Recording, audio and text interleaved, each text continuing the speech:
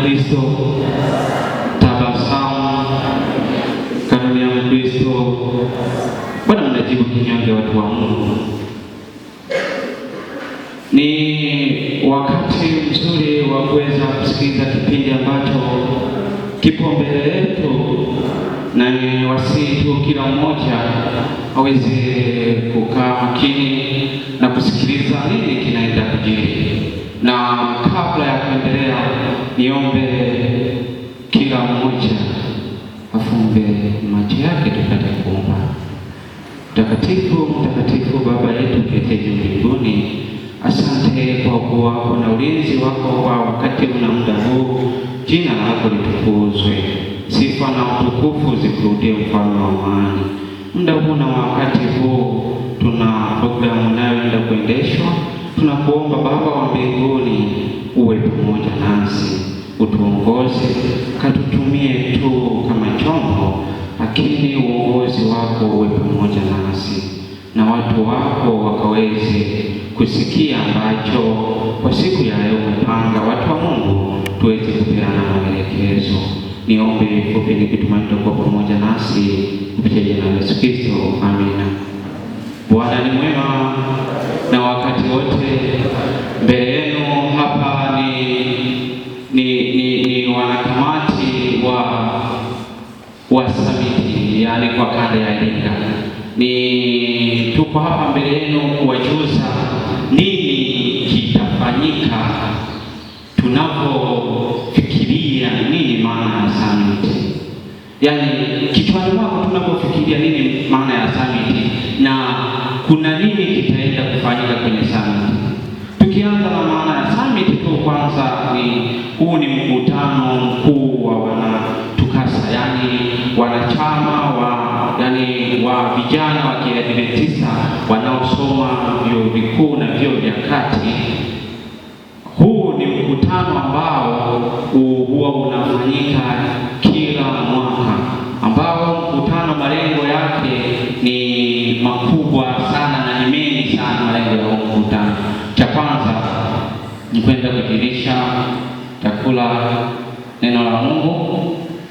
Cha pili ni kwenda kufanya kama kutakuwa na mabadiliko yoyote ya katiba, ndio huu mkutano na huyu unafanyika. Kwa hivyo sasa tunavyoelewa tu maana ya Summit, yani huu ni mkutano mkuu wa wanachama wote wanaoitwa wanatukasa, yani vijana wa Kiadventista wanaosoma vyuo vya kati na vyuo vikuu. Huu mkutano unafanyikia wapi? Huu mkutano unafanyikia Dar es Salaam katika chuo kikuu cha Mwalimu Nyerere, ambapo huu mkutano utaambatana na vitu vifuatavyo. Cha kwanza, kutakuwa na kiingilio cha huu mkutano. Cha pili, kutakuwa na wahudumu wa huu mkutano.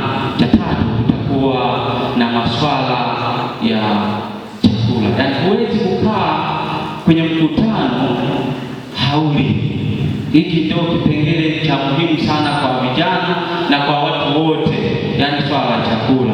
Na kingine ni swala la tour. Yaani mmekaa, baadaye mtaandaliwa sehemu ya kwenda kupumzika sasa na nyinyi refresh, yani kuzunguka, kupata marafiki, yani kupeana namba kwa wale watakaoenda Dar es Salaam.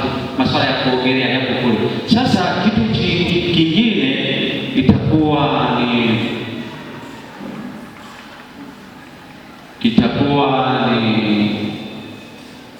ni masuala ya masuala ya session watu wengi. Yani sasa hebu tuanze na tarehe Samiti. Ni tarehe 22 mwezi wa 3 hadi tarehe 28 mwezi wa 3. Kwa hiyo tutakaa juma nzima tukiwa pale tukiwa tunaendesha programu ambazo nimeweza kuzitaja hapa. Kiingilio chake ni shingapi? Kiingilio chake ni kiasi kidogo sana kwa watu wanaodhamiria kufika katika Summit, kwa watu wanaotamani kujifunza kujifunza na kwa watu wanaotamani kuijua TUCASA ni nini. Kiingilio ni shilingi